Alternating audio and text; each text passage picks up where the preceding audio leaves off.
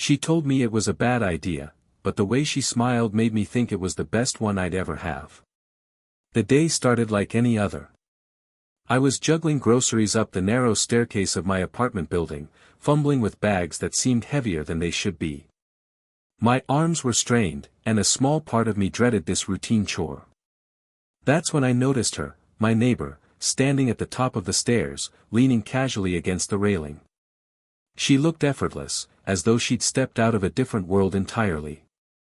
Mid-40s, confident yet graceful, her presence filled the hallway in a way that made the air seem warmer. Our eyes met, and she tilted her head slightly, a knowing smile playing on her lips. "This is a bad idea," she said softly, her voice teasing, almost musical. At first, I laughed nervously, thinking she was commenting on my awkward balancing act with the groceries. But then our hands brushed when I steadied myself against the railing. Her touch was fleeting, yet electric, a light, almost accidental connection that sent an unexpected jolt through me.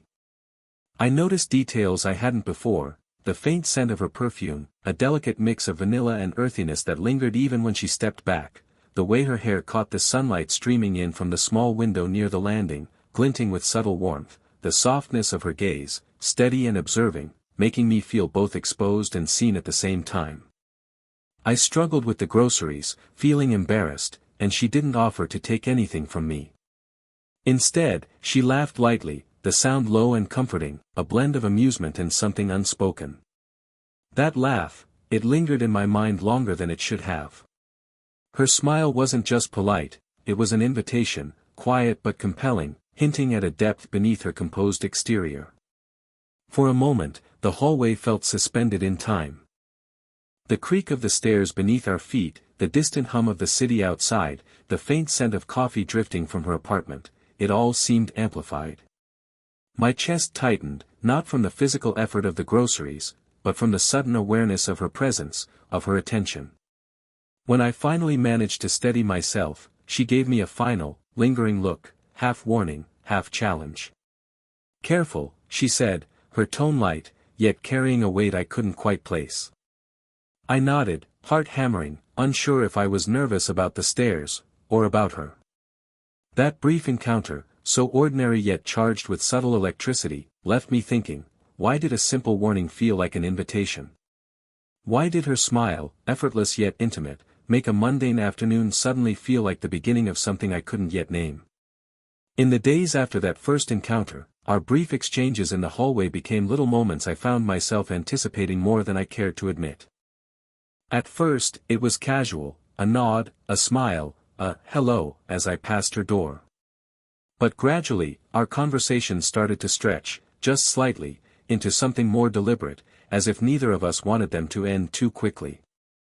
One afternoon, I was taking out the trash when she appeared, carrying a stack of envelopes. "You're always in a hurry," she teased, her voice low and amused, and I caught a glint of mischief in her eyes.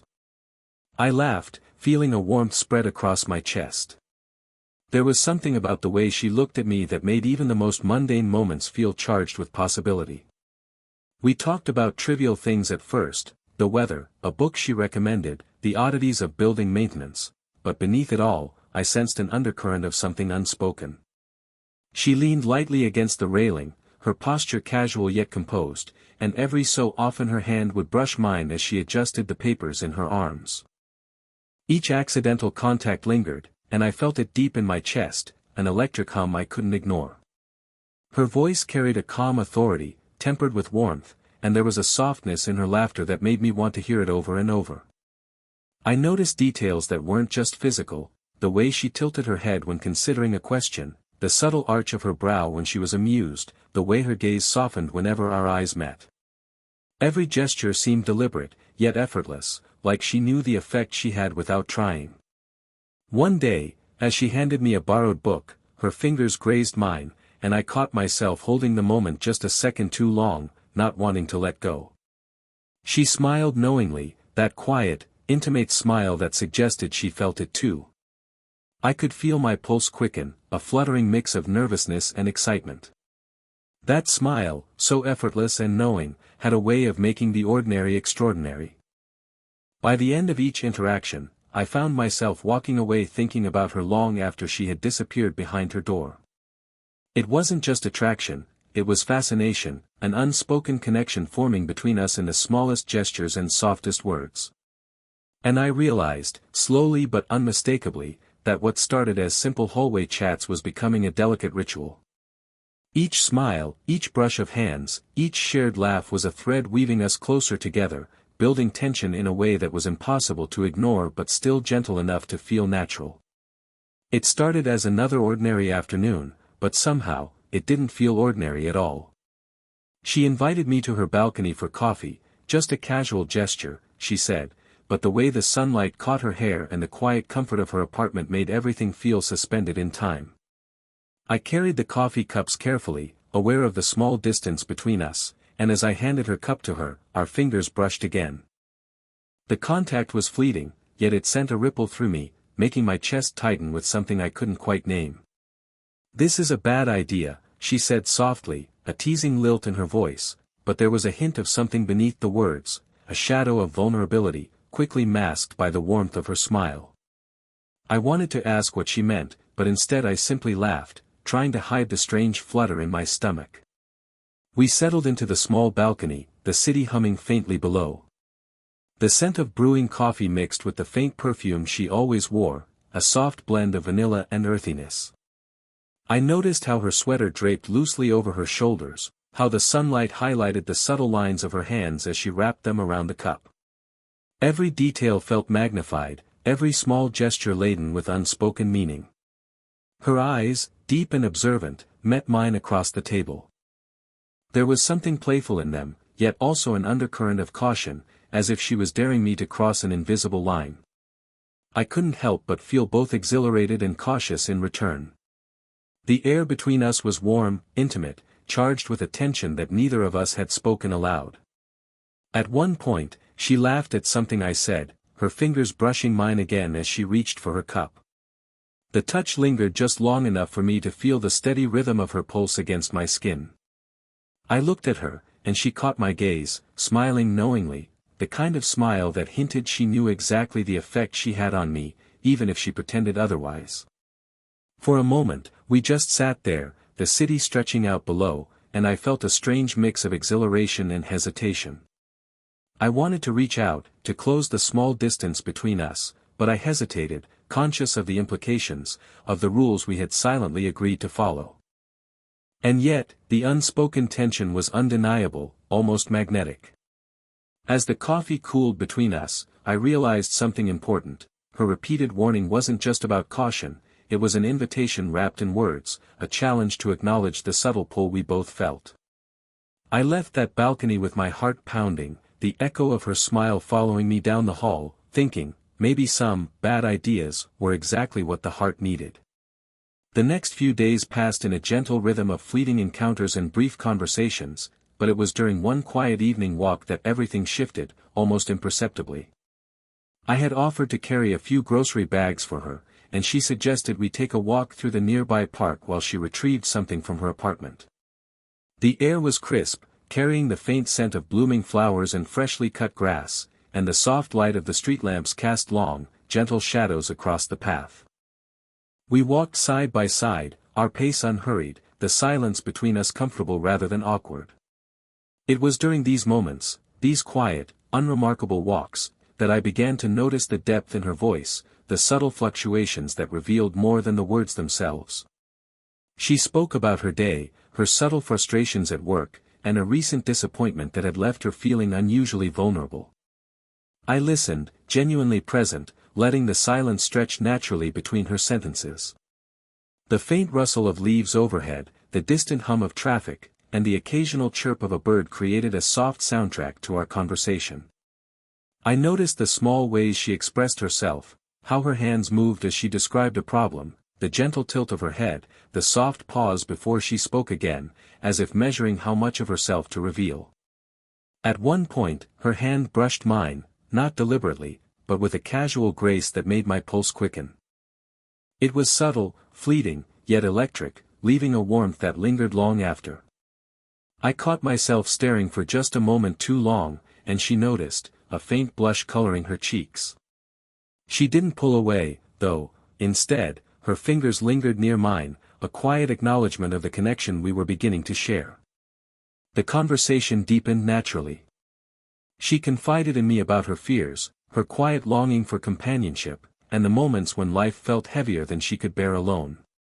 And in those confessions, I saw a side of her that was rarely visible, a tender vulnerability beneath her composed, confident exterior.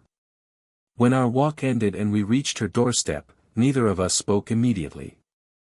The air was thick with unspoken words and a mutual awareness of the feelings that were slowly taking root between us.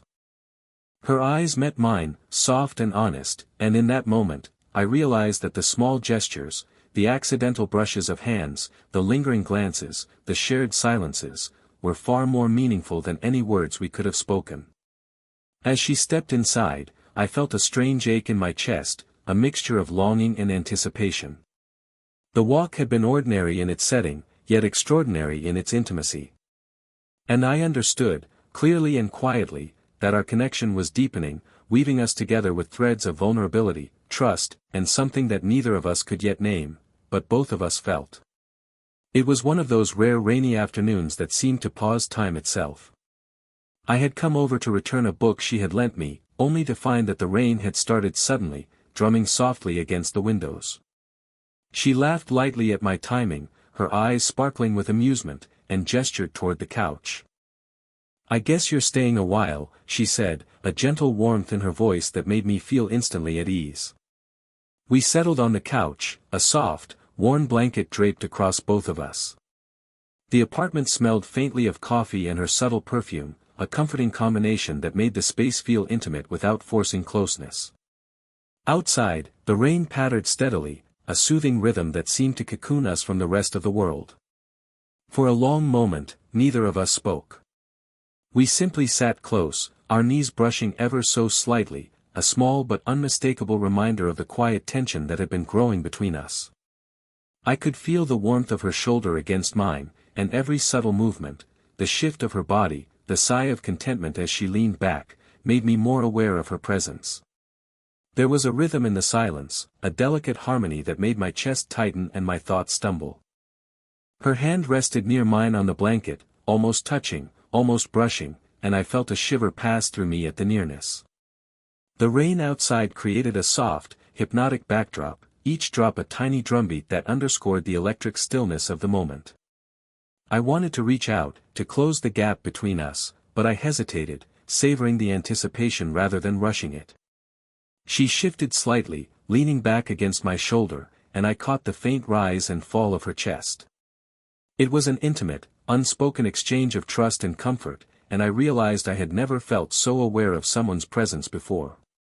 Her eyes met mine briefly, a small, quiet smile playing on her lips, and I felt that same silent acknowledgement we had shared during our previous encounters, the mutual understanding that something unspoken was growing between us. Minutes passed, but it felt longer, stretched by the stillness and the quiet electricity in the room. When she finally spoke, her voice was soft, almost hesitant. "It's nice, just being here, like this." I nodded, not needing words to reciprocate the feeling. Her hand shifted slightly, brushing mine, and I felt that same warmth, that same subtle current of desire restrained by respect and care. That afternoon, the rain, the blanket, the gentle proximity, all of it became etched in my memory as more than just a rainy day. It was a moment of connection, quiet yet profound, a shared intimacy that needed no conversation, only presence, touch, and the slow, steady building of something neither of us could name yet but both of us felt deeply. The days that followed our quiet moments on the couch were filled with an unusual tension, one that neither of us dared to name out loud, yet both of us felt with startling clarity. I found myself thinking about her constantly, the subtle warmth of her hand against mine, the way her laughter lingered long after it had faded, the soft tilt of her head when she was lost in thought. And with each thought came a pang of uncertainty, a question I didn't quite know how to answer: was this simply admiration, or something far deeper? She too seemed to feel it, though she masked it with calm composure. When our paths crossed in the hallways, there was a flicker of hesitation in her eyes, a pause in her step as if deciding whether to linger in conversation or retreat. And yet, When we spoke, even briefly, her gaze would soften, and her smile would carry that quiet, intimate acknowledgement that had become our unspoken language. One evening, we met outside by chance, the city bathed in the soft gold of sunset. The light caught her hair, highlighting the subtle waves and giving her an almost ethereal glow. We walked together, side by side, yet neither of us said much. The silence between us was heavy, filled with all the thoughts we didn't dare voice. I wanted to reach out, to bridge the invisible gap, but the weight of hesitation held me back. The gentle brush of her hair against my arm as she adjusted her scarf made my pulse quicken. Her presence, so close yet restrained, was a mixture of comfort and temptation that left me restless. I saw the same struggle mirrored in her expression, the slight bite of her lip, the way she avoided my gaze for a heartbeat too long, and then finally met my eyes with a look that was both vulnerable and daring. Every interaction now carried an undercurrent of tension, a push and pull between desire and caution. We laughed nervously at trivial jokes, yet each smile, each accidental touch, seemed amplified, charged with an intensity that made ordinary moments extraordinary. The city around us became a muted backdrop to the silent dialogue of glances, half-smiles, and fleeting touches. By the time we parted that evening, I felt an ache of longing mixed with uncertainty. The internal conflict was undeniable, the fear of crossing a boundary, the awareness of societal perception, and yet the magnetic pull toward her, irresistible and deeply human. I realized that our connection was no longer just a casual acquaintance, it had grown into something profound, complicated, and undeniably real. That night, as I lay awake replaying every glance, every brush of skin, I understood the truth of it, the heart rarely waits for certainty.